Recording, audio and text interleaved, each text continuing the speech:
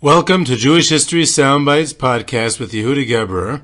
Immerse yourself in the rich tapestry of Jewish history as we explore fascinating tales and uncover hidden gems from our glorious past. Brought to you by our proud sponsor, Cross River, a leader at the intersection of financial services and technology, committed to empowering the communities they serve. Cross River's steadfast support fuels our mission to preserve our heritage and foster a vibrant future for all. Contact Cross River through their website at crossriver.com. A date which will live in infamy.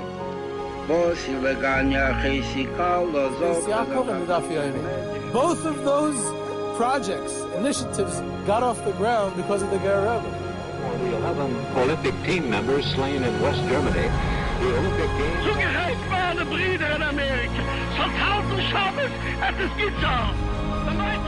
Out of the 24 who were killed were Americans who had come to learn in Savran. I say 1 million Jewish children who were made to be cut loose.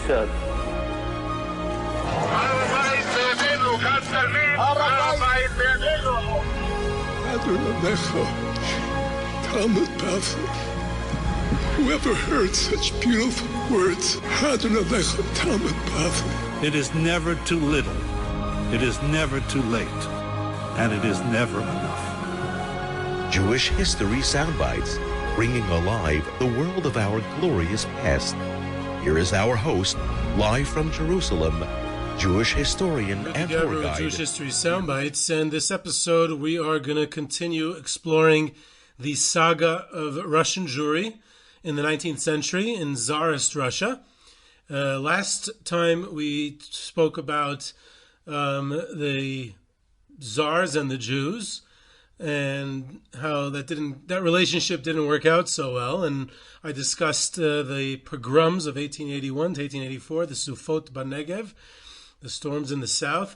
And in fact, one of the very knowledgeable and dedicated listeners pointed out that I neglected to mention how the pogroms followed the train routes in Tsarist Russia, and they were distributed. The news about pogroms and how it spread was through the general media routes, how the newspapers were distributed along the train routes. So it's a very important and actually crucial point about how modern technology, the trains and the media, played a decisive role in how the pogroms spread throughout the southern areas of the Russian Empire. Today's topic, I want to discuss the Chassidic movement in Russia. And it's a fascinating topic, and it's what makes it uniquely Russian is a good question. The primary source that I'm using is a fantastic essay by Professors David Asaf and Gadi Sagiv in that book that I mentioned earlier about Toldot Yehudei Russia, Volume 2. It's really an excellent summary, so I used a lot of that. But of course, there's many other sources about the Hasidus in Russia. Listeners sent me sources, and I have to thank them for that as well, for graciously sharing all kinds of sources. And there's many books that discuss Chernobyl and Chabad and all the different Chassidic dynasties in the Russian Empire. The question, which is going to define the theme of today, is really that the Chassidic movement is born in what later becomes the parts of the Russian Empire, the Pale of Settlement, but that time, obviously, during the time of the Baal Shem Tov and the Maggid, it was not yet Russia. It was Ukraine, which was part of the Polish kingdom still in the 18th century. And so Chassidus is born in this area, which is later Russia, and it remains there until the Holocaust. But the center shifts away from this area. That's an interesting phenomenon. The center shifts to Congress Poland, which is sort of within Russia later, and to Galicia. Not so much the Pale of Settlement. Of course, Chabad was very central there, and Ruzhyn was there until the Ruzhiner escaped Russia, and of course Chernobyl, and there's several smaller dynasties. Breslov, of course, is there. We're going to talk about all these soon. But the Pale of Settlement doesn't remain the center. Even though it started there in its early years, it really flourished there, and it continues to flourish until the Holocaust, but it does not remain the center. So why not? Why isn't the Pale of Settlement the center of the Chassidic movement until the end? There is no clear answer, but the story we'll tell today will definitely broaden our understanding of the Chassidic movement in Russia, the Pale of Settlement of Russia, and perhaps we'll gain a bit more of an understanding as to the challenges and successes of Chassidus there and its unique circumstances vis-a-vis the Russian state and the imperial government, and therefore perhaps we'll better understand why it was a bit of a challenge for it to remain the center throughout that time and why it shifted west towards Congress Poland and Galicia.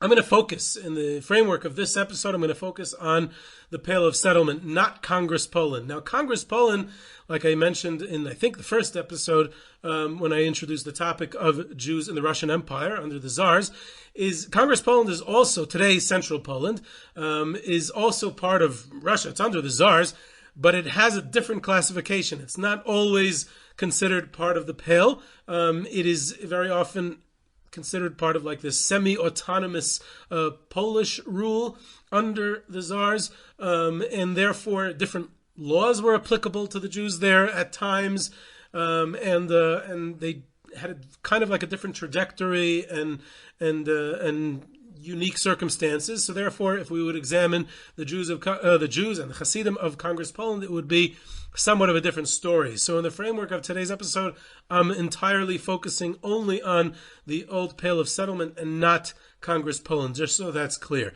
So the Chassidic movement obviously precedes the Russian Empire in those areas because the movement spread through the areas of the old Polish kingdom in its last years, before and during and after the partitions of Poland. So there's a few caveats before we dive into this topic.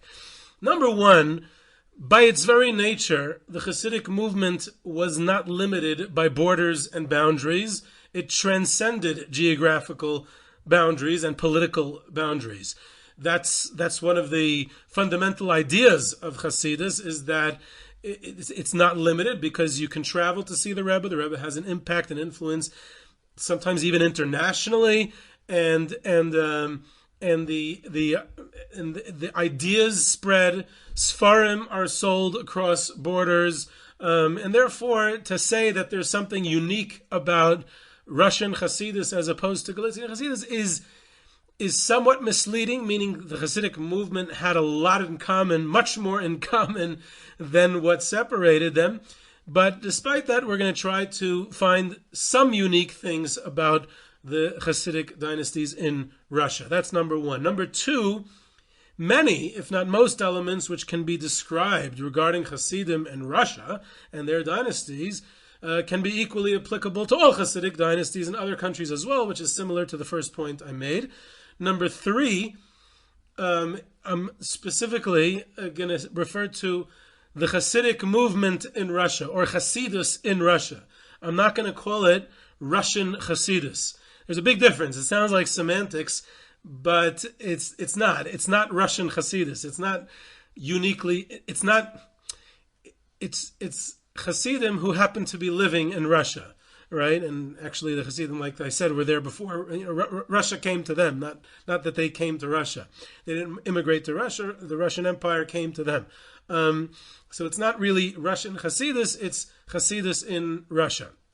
Number four, like I mentioned before, I'm focusing on the Pale of Settlement and not Congress Poland, which is an important distinction in this context, even though we usually do lump Congress Poland with the Pale. Despite all the above limitations, it's still worth exploring both which Chassidic dynasties flourished in the Pale of Settlement, how they interacted with other segments of the Jewish population there, and how they interacted with the Czarist government, both local and national, and what, if any, unique elements of their narrative are there to make them a Russian Jewish story within the broader saga of the Chassidic movement? What makes them uniquely Russian? So, first of all, the demographics are nearly impossible to measure. We don't know exactly how many Chassidim lived in Russia. We know how many Jews lived in Russia, but there was never a distinction in any census that was between Chassidim and non-Chassidim. It's interesting. Usually we assume documentation from that time period is usually better. In this instance, they're awful. There's numbers that are given by Shimon Dubnov and others at the time that are incredible exaggerations. 3 million, 5 million, millions and millions of chassidim, as if no one else existed there. Those are wild exaggerations, so we don't know exactly their numbers, but we know that there were many of them. We try to use rough estimates based upon number of tzaddikim per capita, or the number of shtiblach associated with a given dynasty, and a host of problematic and partial sources, and we can use other letters written and Yizkor books and all kinds of chronicles like that. And therefore it gives an approximation of what constitutes a large or small dynasty or community in a given area relative to other larger or smaller dynasties in the same area or different areas. This is the pioneering research, demographics research by researchers like Marcin Wajcinski and David Asaf and Gadi Sagiv go in that way, that many other researchers have followed this approach of trying to build an approximation of demographics of the Chassidic movement, of specific dynasties. It gets complicated when we try to give an exact number to these things. A lot of times on trips, people ask me, how many religious Jews were there in this country in Europe before the war? It's nearly impossible to quantify, because we have no mechanism to quantify it, because on censuses they never asked you if you were Shomer Shabbos or not in Poland or Hungary or any of these things. So we have to estimate how many shuls there were, how many went to religious schools, and maybe if there were a religious party running in the elections, we can assume how many religious Jews, and then to break it down further within the religious community, how many Chassidic Jews there were, it's nearly impossible to measure. Of course, you have all these people saying, yeah, we had 100,000 chassidim of this dynasty and 200,000, as if these numbers are actually accurate. But demographics are complicated in this context. So like I said, it's in the areas of the Polish kingdom.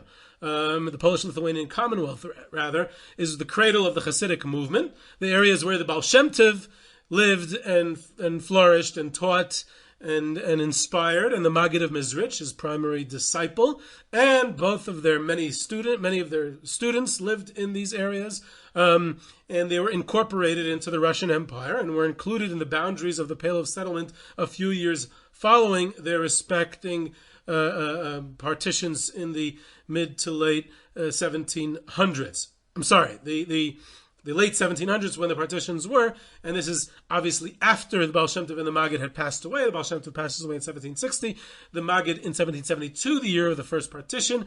So this was the epicenter of the nascent and rapidly spreading Chassidic movement during the years of the partitions and the early years of Russian control of that area. So now we would just do an overview summary of which Chassidic dynasties we're talking about. Which ones were there? Which ones, many Chassidic dynasties were in Congress Poland, many were in Galicia. Later on, there were some in Hungary as well. But here, which ones were in the Pale of Settlement? So let's go district by district. So we have the area of White Russia, the area of what's today eastern Belarus, central Belarus. Initially, two great students of the Maggid of Mezrich, Rabbi Menachem Mendel of Vitebsk. Originally, he lived in Minsk, actually, and a Rav Rom Kalisk. They were the leaders of the White Russian Chassidim, and they were the ones they were the first leaders there. They're the ones who brought the Chassidic movement to those areas. In 1777, they led a group to Eretz Yisrael, and they settled in Tveria and Sfas, which is definitely a story for another episode. It's worth exploring one time. I did speak about it in passing when I spoke about the rise of the Alter Rebbe, the first Rebbe of Chabad, Reb Shneur Zalman of Liadi, then of Liozna, to leadership. So I talked a little bit about this. So you may want to check out that episode. I'll try to post a link to it in the show notes. The Rabbi Menachem Mendel of Vitebsk and Rav Rom Kalisker attempted to lead their followers in White Russia from afar, from the land of Israel, through letters and emissaries.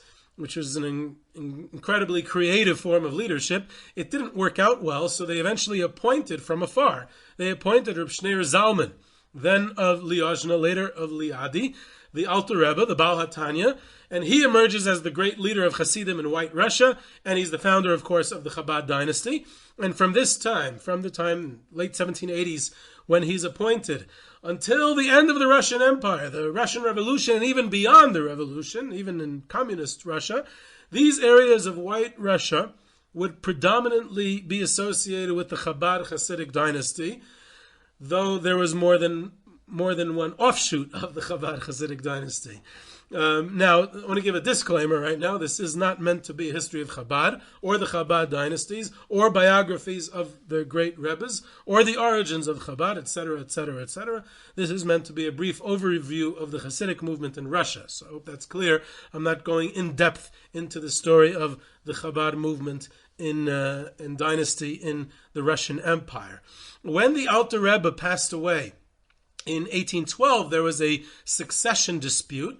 Dynastic succession wasn't yet a foregone conclusion in the early stages of the Hasidic movement's history, so it was between the Alter Rebbe's son, Reb Dov Ber, the Mittler Rebbe, and the first one to establish the court in Lubavitch, and the Alter Rebbe's close student, Reb Aaron Halevi Horovitz of Starashale. I hope I pronounced that correctly, which led to a split in Chabad. Some students followed Reb Aaron Halevi of Starashale, and the others followed his son, the Mittler Rebbe.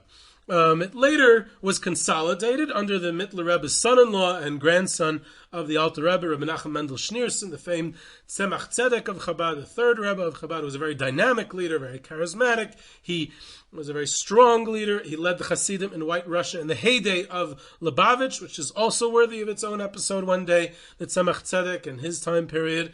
And upon his passing in 1866, the Chabad dynasty was split among several of the Tzemach Tzedek's sons, which I covered in an episode way back about the sons of the Tzemach Tzedek and the Kapust and other dynasties. They spread their influence across White Russia and well beyond White Russia as well, actually, across the Russian Empire. And there was some branches were more prominent than others, and it definitely got much more consolidated under the strong and charismatic leadership of the fifth Rebbe of Chabad Lubavitch, the Rebbe the Rashab, Reb Sholem Ber Schneerson, especially following the establishment of Yeshivas Tomchei Tmimim in 1897. The researcher Ilya Luria has written extensive works on this topic. They're excellent and worth exploring more in depth at a future time, but there's loads and loads and loads of material. There's loads of books in Hebrew and English and probably other languages too on the history of Chabad in Russia. Fascinating topic in its own merit. The Rashab passed away in 1920 after the revolution, so that kind of brings us through. So White Russia, we already figured out, that's the dominant area of Chabad. Then there's an area of the Pale of Settlement called Polesia. And that's the area of Grodno, today western Belarus and northeastern Poland, possibly parts of eastern Lithuania as well. Early Hasidus struggled there. In fact, Reb Levi Yitzchak, known as Reb Levi Yitzchak of Berditchev, was initially in this area. He was Polesia in this area. He was the Rav in Pinsk until he was forced out of his position by the misnaggdim in 1785. So he moved down to Volyn, where it was safer for Hasidim in Ukraine. There was another prominent early Hasidic leader, Reb Chaim Chaikel of Amdur, and he was succeeded by his son, Reb Shmuel of Amdur, but that dynasty petered out after that, only lasted 2 generations. So this was a region of very strong opposition from the misnaggdim during the active phase of the opposition to the Hasidic movement during the years 1772 to 1804, which I covered also in an episode. I'll try to post the links to all these episodes as review, so everyone can get on these subtopics, because a lot of these episodes I did years ago. Maybe not all of you heard it, and maybe even if you heard it, maybe you didn't spread it around to your friends and family, which you should be doing to every episode anyway of Jewish History Soundbites. But I had an episode way back on these 32 years of the active opposition to the Chassidic movement, 1772 to 1804. One of the most influential misnaggdim of this time period was a fellow by the name of Reb David of Makov. He was a Maggid And the primary target of his ire, and this comes up in his writings, is this Reb Chaim Chaikel of Amdur. They live nearby. But the more prominent and more long-lasting dynasty in this vicinity, in this province, was, of course, Karlin Stalin. They're a fascinating story. They were initially established by the prominent student of the Maggid Mizrich, Reb Aaron Perlov of Karlin. It was Reb Aaron Hagadol of Karlin. He established his court in his Rebbe in the Maggid's lifetime. And he succeeded by his student, Reb Shlomo of Karlin, who also suffered from the misnaggdim, and he also moved to Volin, to Ludmir, as a result. Unfortunately, he was later murdered in a tragic fashion by a Cossack a few years later. Two of Reb Shlomo of Karlin's students later re-established themselves back in the Karlin area, in Polysia, in that district. One of them was Reb Aaron Hagadol's son, Reb Asher Perlov, Reb Asher of Karlin Stalin, and the other one was Reb Mordechai of Lechovitz. And from Lechovitz came three more dynasties in the same geographical area, in the same Polysia Lita area. Kaidanov, chassidim, the Kaidanov dynasty, which lasted until the war. Kobrin, another one, and Slonim, especially after the Yesod HaAvodah of Slonim. The first Rebbe of Slonim was very prominent, and the Slonim dynasty was had a big impact in that area. In fact, Rav Moshe Feinstein's family was originally from Kaidanov Chassidim in this area. That's where he came from. He grew up in a town near Minsk. His father left Chassidus when he went to the yeshiva in Volozhin, but originally Rav Moshe's family was Kaidanov Chassidim. So that's that area. Then you have Lithuania itself, which is of course also in the Pale. In Lithuania, in Lita, there's not many Chassidim, not much going on. A little bit, there are Chassidic communities, small ones in Vilna, in Kovna, in Vilkamir, and a few other small towns in that area. All of them are in eastern Lithuania. And almost all of them are from Chabad. A little bit from Lechovitz, some from Karlin as well. Not a single Chassidic leader or tzaddik ever settled there. Why? And this is obviously because this was a strong bastion of the misnaggdim. In western Lithuania, it was even less, the area what's known as Zhamut, there were no chassidim at all. There were tens, maybe hundreds of towns where not a single chassid lived. Western Lithuania, Zhamut, and this was not really a result of misnaggdim or opposition. It's much more because of its proximity to Germany and Western Europe and all the values of modernity and the baggage, the Enlightenment, the Haskell, all that proximity that came from. So just from observing the geography, it would lead one to the conclusion that it wasn't organized, active opposition to the Hasidic movement which stopped its spread west, but it was rather the Western Enlightenment which did so. That is all the northern areas of the Pale of Settlement. If we move south to the cradle of the birthplace of the movement, Ukraine, the areas of Kiev, Volyn, Podolia, and this was the beginning. This is where it flourished, and this is where it never really faced any serious opposition either. Some tzaddikim who lived in these areas did not have courts. They didn't have proper courts or succession or dynasties or anything like that, like Reb Levi Yitzchak of Berditchev is a more famous one. Reb Zev Wolf of Zhitomir, the Arameir, is another one. A grandson of the Baal Shem Tov named Reb Moshe Chaim Ephraim of Sodilkov, the Degel Machane Ephraim, was another one. His brother did establish a court. His brother was named Rav Baruch of Tulchin, later Rav Baruch of Mezhebish. He established actually the first regal court. He pioneered the concept of the regal court, the Derech HaMalchus. He was quite a character in his own right. That's for another time. But he didn't really have a succession. It didn't form a long-lasting dynasty. He had long and regular disputes with many of the other leading tzaddikim of his day, especially with the Alter Rebbe. Like I said, it's a big story. The two largest, most influential, and longest-lasting dynasties in Ukraine were by far the Ruzhyn and Chernobyl dynasties. So regarding Chernobyl, I did a two-part series on Chernobyl way back. You can reference that, and I'll try to post the links to that as well. Reb Nachum of Chernobyl, the Ma'arei Naim, he establishes the dynasty. He's a student of both the Baal Shem Tov and the Maggid Mizrich, but it really came to dominance under the leadership of his son, the Chernobyler Maggid, or of Matchatworsky of Chernobyl, then split into 8 different branches upon his passing among his sons, with each one establishing a dynasty, all in Ukraine, all in that area. Ruzhyn was established by Rabbi Yisrael Friedman of Ruzhyn, the Heilige Ruzhyner. He's a great-grandson of the Maggid Mezritch. I don't think that Jewish History Soundbites has done something on him and his dynasty, but we definitely have to, because he was one of the most interesting leaders in the history of the Chassidic movement. He was arrested by the Czarist police around 1836 due to a whole story of a murder story in Auschwitz, which he was falsely accused of being connected to. So he spent quite some time in prison, like 2 or 3 years in prison. And upon his release, he decided to leave Russia for good. In 1842, he smuggled himself across the border into Austria, and he reestablished his court in Sadiger. So it became Ruzhyn Sadiger. So here we have a fascinating phenomenon, and it's the first time it had ever taken place in the history of the Hasidic movement, that we move an entire court, lock, stock, and barrel, across an international border. But here, it gets tricky, because even though ostensibly he and the continuation of his dynasty is in Austria, but most of his followers remained in Russia. So they would remain for the rest of the century.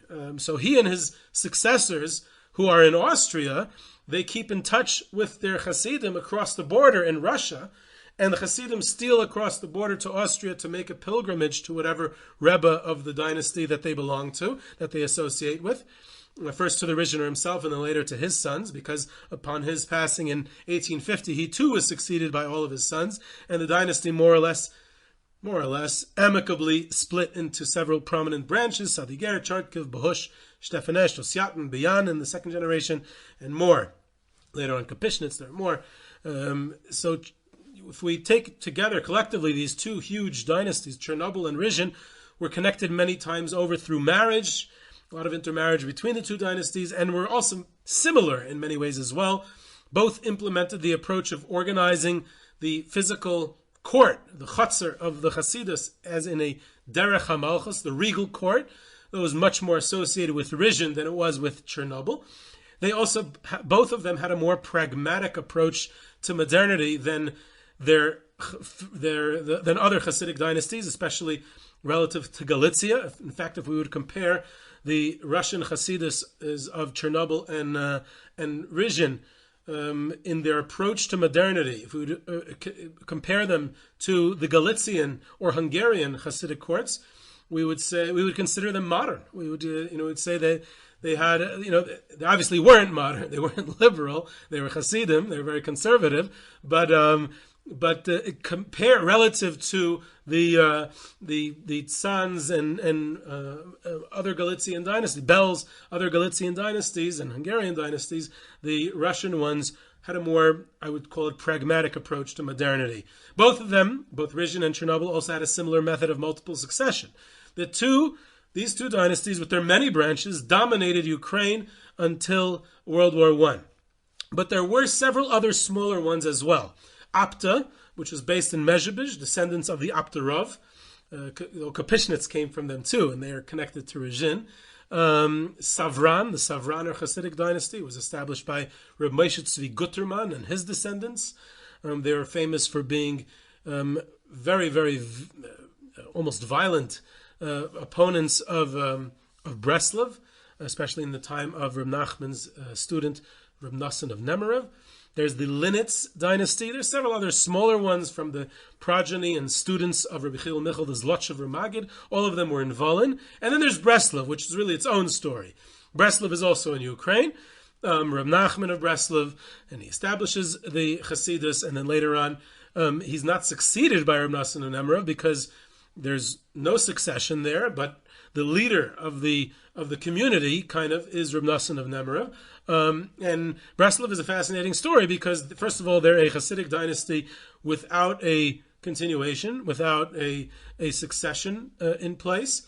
And that's what they were nicknamed in those areas, the Toiter Chassidim, the dead Chassidim. I'm actually amazed that we've never done an episode on Reb Nachman and on Breslov, because we could probably do 10. I even have sponsors for it. People have offered it. They want it. I just never got around to doing it because you have to do it right. So hopefully we got to do it soon. But what I want to mention in the context of Ukraine and Hasidus is that, first of all, they face a lot of opposition. Reb Nachman in his own lifetime, primarily from the Shpoiler Zayda, also a prominent Hasidic leader in Ukraine during this time. In Reb Nassan of Nemirov's lifetime, it came from Reb Moshe Tzvi of Savran, like I mentioned before. And then later on, in the third generation of Breslov, it came from the Chernobyl dynasties, mainly from Skver and from Tolna, Reb David of Tolna, his chassidim. They were also quite opposed to, in fact, the term misnaggdim in Breslov tradition doesn't mean the Litvish misnaggdim, and it doesn't even mean the maskilim, who are sometimes referred to as misnaggdim to the Chassidic movement. It actually means other chassidim. That's the misnaggdim in Breslov tradition. Interesting. But what's fascinating is that Breslov is strong and established, but very, very small. There are only a few hundred families from the time of Reb Nachman, from the early 1800s till probably 40 years ago. In other words, all the time that they're in Russia, all the time that they're in Ukraine and the Czarist Empire, they're tiny, and yet they persevere, and then they burst onto the Jewish scene and they explode. About 40-something years ago, 40, 50 years ago, which is another fascinating story. Probably more sociological than historical, but maybe we'll get to Breslov in depth one day. Moving on, we have another a small community, small dynasty, Berfol of Bershad, the Bershad Hasidus, and in fact, the Bershad is similar to Breslov in the respect that they are also no succession, and they continue for about a century. And throughout the 19th century, so Bershad is another example of a Chasidus that doesn't have a Rebbe, and they continue despite the fact that they're not led by a charismatic leader. Another area of the Pale of Settlement is Bessarabia. Later on, it's part of Romania, but until after World War I, it's in Russia. From the Napoleonic Wars until after World War I, it's in Russia. Mostly, the Chassidim who live there are Chernobyl and from the Ruzhyn and Sadiger branches. There is a little influence from Savran. There's also influence, interestingly enough, from Reb Meir of Premishlan, which is Galicia altogether. It's not even from Russia. There's local small ones, Benderi, Rashkov, also one of the early, very famous tzaddikim of the Chassidic movement from Chassidic history, Reb Chaim Tirer of Chernovitz, who wrote important Chassidic works, the Be'er Ma'im Chaim, the Siddur Shel Shabbos. Eventually he moves to Tzfas. In my tours of Tzfas, we go to his kever. Also, there's a Chabad influence in Bessarabia. Later on, this became Romania, like I said. Now, what about southern Russia, New Russia, the areas that Russia conquered from the Ottoman Empire? So in these areas, there's not many Hasidim. Whoever is there, it's primarily Chabad. This is the south and the New Russia. The early Chabad Rebbes, they sent, the Mittler Rebbe, the Tzemach Tzedek, they sent their Hasidim to work in agricultural colonies, the kolonias, it's called in Chabad tradition. And there are many Chabad Hasidim who settled down there in the areas of southern Russia and New Russia, which is also considered part of the Pale of Settlement. There's also Hasidim who lived outside of the Pale, in St. Petersburg and Moscow, but very few, not many. One of the famous Hasidic leaders in the New Russia was Chabad Mashpia or Shliach, whatever you want to call him. Half a Rebbe, they even call him a Halba Rebbe, they call him, or a Tzaddik. Reb Hillel of Parich, Reb Hillel Paritcher, a fascinating figure, also a good story. And then here's another interesting story, not from Chabad. Reb Yitzchakiel Rabinovich was a Hasidic leader from the Linitz dynasty, and in the 1860s he was exiled by the Tsarist government to Kherson, which is in southern Russia, and he became the first actual Rebbe to settle in New Russia, and practically the only one to do so. In the 1890s, Reb Motche Zusha Tversky of Trisk also lived in the Kherson area for a few years at that time. So you have all these many dynasties living in Russia, many Hasidim living in Russia, and there's all different succession mechanisms. Sometimes it goes to a child, sometimes it goes to all the children, sometimes it goes to a student, sometimes it goes to both, sometimes to no one, as in the case of Breslov, and sometimes dynasties disappear. And there's also very often fights between dynasties and disputes within dynasties as well. There's also another interesting phenomenon, which you have, I think I may have mentioned this in the episode I did on Hasidic Mashpiyim. You have people like Rabbi Avram Doiv of Avrich, the Basayan, or Rabbi Yisrael Doiv of Velednik, who are both students of the Chernobyl Maggid. and they are almost like Rebbes or Rabbanim in their own right, Chassidic leaders, but they didn't establish a dynasty, and they didn't come from any dynasty. They were students of the Chernobyl and Ruzhyn, or like I mentioned, Rav Hill of Parich. Rav Hill Parich is under the auspices of the central court in Lubavitch, but he's down in the agricultural colonies, dispatched there by the Rebbe, by the Lubavitch Rebbe, in New Russia. So he becomes in that area kind of like a leader. A unique Russian style of the court is what I mentioned before in passing, the Chotzer HaMalchus, the Derech HaMalchus, the regal way. Ruzhyn is most associated with this way. To a certain extent, also Chernobyl. To a certain extent, also Karlin was like that as well. To a certain extent, it was pioneered even before Ruzhyn by Baruch Hu of Mezhbizh, I mentioned. Not only is it unique to Russia, meaning only dynasties in Russia had this regal court. Chassidic courts outside of Russia, it was pretty much non-existent. Not only that, but in Galicia, where Ruzhyn reestablished itself in Sadiger, it faced fierce opposition from the Divrei Chaim of Tzanz. He did not like the regal way. He felt it was inappropriate for Chassidic leaders to behave in that way, and that was one of the components of his famous dispute with Sadiger. What is the regal way? The regal way is a physical court that is very regal, very royal, very much modeled on the Polish aristocracy, the Russian aristocracy. A large palace and a large, beautiful beis medrash and servants and regal clothing and kitchens and stables for the horses and chariots and all that. And all this because the Rebbe, the Tzaddik, is the manifestation of a certain type of melech, and it's the way to connect to the Tzaddik. And the philosophy and the ideology behind it is definitely something to explore in its own merit, which perhaps we'll do. And it was a very important component of the avodah of the Chassidus in these dynasties. So, but what the physical characteristics of it were quite striking. And later on in the 19th century, because of the terrible poverty in the Russian Empire, there was a certain decline of the regal courts. And then it became totally extinct in World War I, although it was taken up by others who do not come from the Russian Chassidic dynasties, and it was taken up by them to a certain extent in the 20th century. It kind of spread to Galician and Hungarian Chassidic style in our own days. The Chassidim in Russia, like Chassidim in Galicia and Congress Poland, this is not unique to Russia. There was the court itself, and then the shtetl, where the Chassidim lived. And in the shtetl, they established shtibels and kloisen, and they had the Chassidic way of life in the shtetl across the Pale of Settlement, with a pilgrimage to the court. Most of the century, it was by horse and buggy or walking. And later on, when trains finally made it to Russia, so they were able to get it there a little easier. Very often, what you had was, as Reb David of Tolna was famous for this, the Rishner himself was famous for this, the Rebbes would travel around to the Chassidim. And that helped also for the connection between the Rebbe and his Chassidim. It also helped for the funding of the court. Fundraising was easier that way. There were certain taxes that were voluntary taxes that anyone who wanted to be associated with the Chassidus paid these taxes. And there was a unique approach of the Chernobyl dynasty, the various branches, Tolna and Skver and Trisk and all these other branches of the Chernobyl dynasty of control over the countryside, of different shtetls, of territorial claims, of kind of like conquering towns, which Rebbe has jurisdiction over these towns, these shtetls. They were very often formalized in contracts as a ksav magidus. In other words, the Rebbe would be in charge of hiring all the kli kodesh, the rabbi, the dayan, the Rebbe, the malamed, the shaychet, the Reish HaKohel. The taxing worked that way to help support the court and the institutions of the Chassidus.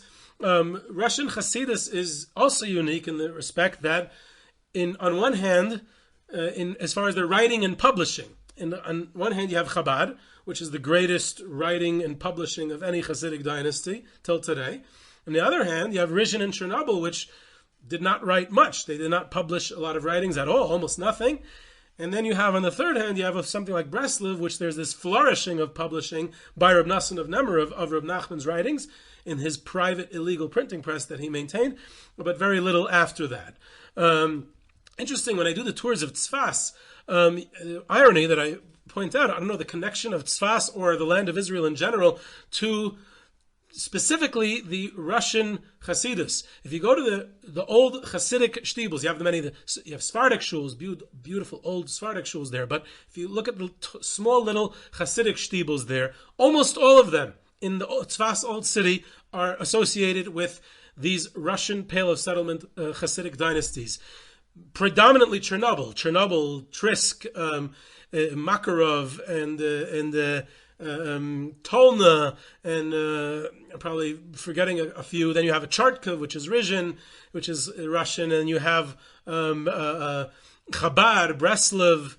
Almost all of them are Russian. The main exception, you have the Basayan's shtibel, which is Russian, of course, the Basayan himself. The main exception to this rule is Tzanz, of course. It's a Galician shtibel. That's a large and prominent one. The Shinover himself, the son of the Rebbe Chaim, opens it when he visited Eretz Yisrael in 1869. And then there's Vizhnitz also, which today is a Sephardic shul. Vizhnitz Tunis, another story. But so Vizhnitz kind of comes from Russia also, even though it's a Romanian Chassidus, but it comes originally from Ruzhyn and Russia and Ukraine somewhere. But it's interesting that the connection to the land of Israel, to Tzfas specifically, is primarily not from Galicia or Hungary or Congress Poland, but primarily from Russia. Another story here that we have is the Russian Czarist government and the Chassidic movement. In this realm, in this aspect of the narrative, this is the most differences, naturally, understandably so, between Chassidim in Russia and other countries. What was the relationship between Chassidim and the Czarist government? And that is a great story as well. Early stages, there actually was a liberal attitude from the Russian government towards the Chassidic movement, which allowed Chassidus to flourish in Russia during the early years, because the government was very interested in weakening the power of the Kahal, of the Jewish autonomy. So permitting the Chassidic movement to flourish, permitting additional minyanim, permitting shuls, permitting their different customs and different tax systems and different shchita separate from the Kahal was beneficial as far as the government was concerned, because it weakened the Jewish autonomy, the internal Jewish autonomy, which is what the goal of the Tsar's government was. And it also assisted the Chassidim greatly, as it essentially legalized the Chassidic movement. Now, during the active phase of the opposition to the Chassidic movement, informing to the new government on the other party was utilized as a mechanism to fight the other party. So, informing, Meiser, being a Meiser. In this context, we can point out something quite interesting regarding this time period of the misnaggdim between 1772 and 1804, which is generally overlooked. I think this point is overlooked usually. Vilna, the center, the hotbed of the opposition, because of the Vilna Gaon, because he spearheaded it, he initiated it. So the Vilna Gaon, Vilna was only annexed as Russian territory with the third partition in 1795. Now, most of White Russia, where the Chassidim were, was already in Russia by the first partition in 1772, which coincidentally is also the year of the Maggid's passing, as well as the beginning of the organized active opposition to the Chassidic movement. The first cherems, the first excommunications of the Chassidic movement were in 1772. That means that between the years 1772 and 1795, the Chassidim of White Russia and Vilna, where the opposition ones, were two different countries. So in 1795, Vilna is incorporated into Russia with the third partition of Poland. So now, for the first time, the misnaggdim can tattle to the authorities about the Chassidim, and they proceeded to do so. And the Alter Rebbe ends up in jail twice, and he's later acquitted, he's vindicated. So again, that couldn't have happened before 1795 because Vilna was outside of Russia, and the Chassidim primarily were in White Russia, so they were already in Russia. So they didn't use informing to the Russian government before 1795 because you couldn't have. That's an interesting point. Now the Russians, again, to weaken the autonomy of the Kahal, banned corporal punishment. The Kahal was not allowed to beat members of the Kahal for all kinds of infractions, which they did for centuries. And they also banned excommunication. The Kahal was not allowed to use the cherem anymore. It was illegal. So for an autonomous entity, the Kahal, it was illegal to implement corporal punishment and cherem, and excommunication. So this removed the two main weapons from the misnaggdim against the Chassidim. They removed the power that they had. And that's another reason the misnaggdim turned to informing at this point, because they needed a new weapon. The excommunication was illegal. But it was mutual, by the way. The chassidim used the informing weapon as well. They informed on each other. It was Freilach. Rabbi Victor of Pinsk, the Rav of Pinsk, becomes a big part of this story as well, which is another, I think I mentioned it last time when I spoke about the opposition to the Chassidic movement, especially regarding involving the Tsarist government, because he went to the government a few times. The main crime one could be accused of at this time was sending money to the Ottoman Empire, meaning Eretz Yisrael, the Chassidim in Eretz Yisrael. So that instigated the second arrest of the Alter Rebbe. But the Chassidim, having been acquitted, they now felt more confident in their relationship with the new Tsarist government, and they informed on the misnaggdim. They informed on the heads of the Kahal of Vilna to the Russian government. And some of these heads of the Kahal in Vilna were removed and replaced with Chassidim. So here's another unknown fact. For several years, around the turn of the 18th and 19th centuries, the Kahal of Vilna was controlled by Chassidim. So that's a fascinating tidbit as well. The 1804 legislation regarding the Jews of the Russian Empire, like I said, benefited the Chassidic movement. The Russian authorities were not that knowledgeable as to the internal Jewish nuances between Chassidim and non-Chassidim. They referred to all of the Chassidim in the early days as Karlinim. In the old Russian documents, all Chassidim are referred to as Karlinim. They thought that Karlin were the Chassidim. The last point to mention about the quote-unquote good relationship between the Chassidim and the Tsarist government is the Napoleonic Wars, and especially the behavior of the Alter Rebbe.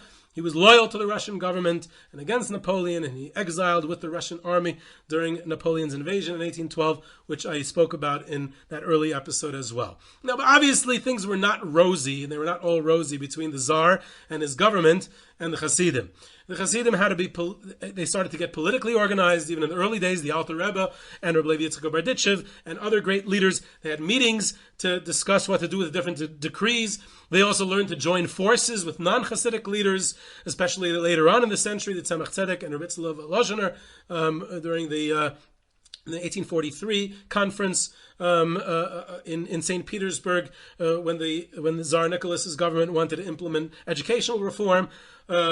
The things changed for the worse in the 1830s. There's 3 points to mention in this context. Number one, 1830s is already the reign of Tsar Nicholas I, who's considered the ultimate bad guy for the Jews of Russia. Number two, the rise of the Russian Haskalah and their combative opposition to the Hasidic community, including the Haskalah, which included in this is the Haskalah and their relationship with the Tsarist government. In other words, the Tsar wants to implement reforms, and they see the Russian Jewish Haskalah as partners in this endeavor.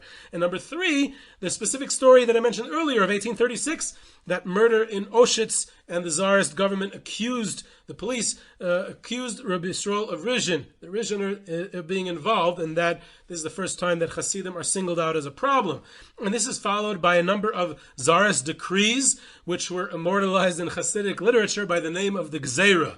There's the Gzeiras Hadfus, which closes down all Jewish printing in the Russian Empire. There's the Gzeiras Hamalbush, except in two places, in Zhytomyr and Vilna, until later on, many years later, they were allowed to reopen. More printing presses were allowed to open. There's the Gzeiras Hamalbushim, which was a decree against Jewish dress. There was the Gzeiras Hatzadikim, 1865 to the late 1890s.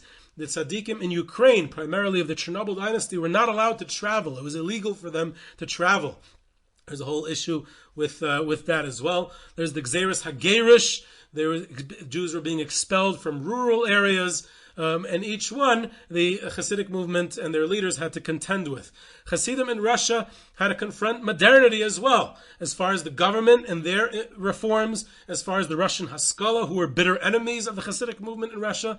And then later on in the century, urbanization, industrialization, education becomes a response to that. That's Tomchei Tmimim and other educational initiatives from the Hasidic movement in Russia to try to stem the tide of modernity and all its challenges, and eventually politics as well, when Hasidim join political movements or establish religious political movements in Russia.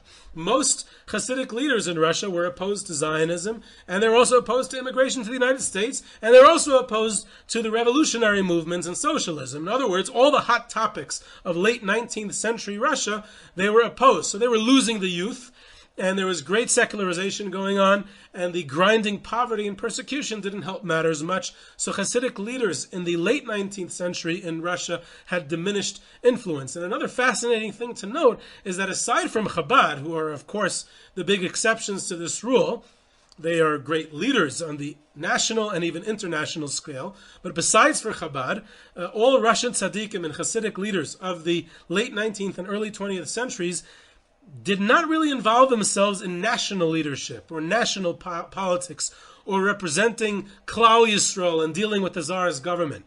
Chabad was the only one who did that in Russia. And of course, the Litvaks, I'm talking about within the Hasidic movement. And in Galicia and Congress Poland, many Hasidic leaders did that too. But in the Pale of Settlement, the Chernobyl and other Chassidic leaders did not do that. They kind of like hunkered down and focused on their spirituality and their own community's welfare, which is kind of like a sign of the times. And then with World War I and the Russian Revolution and the rise of the Soviet Union, this of course transforms the landscape of the Hasidic movement in Russia dramatically and forever. So I will try to post some of the links to the other older episodes that are related to this topic. And this is Yehuda Geber with Jewish History Soundbites. You can reach me at yehuda@yehudageber.com for questions, comments, sources, tours, trips, sponsorships, and lectures. You can subscribe to Jewish History Soundbites on your favorite podcast platform, and I hope you enjoyed.